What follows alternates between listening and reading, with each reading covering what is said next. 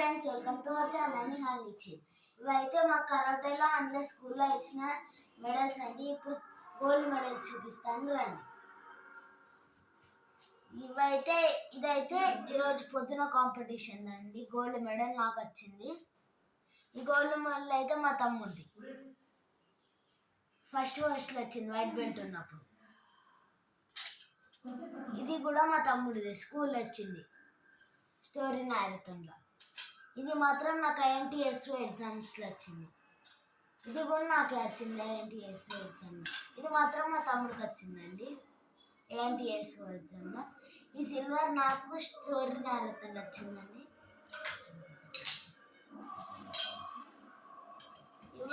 ఇది కూడా కరాటేలో వచ్చింది. ఇది నాది.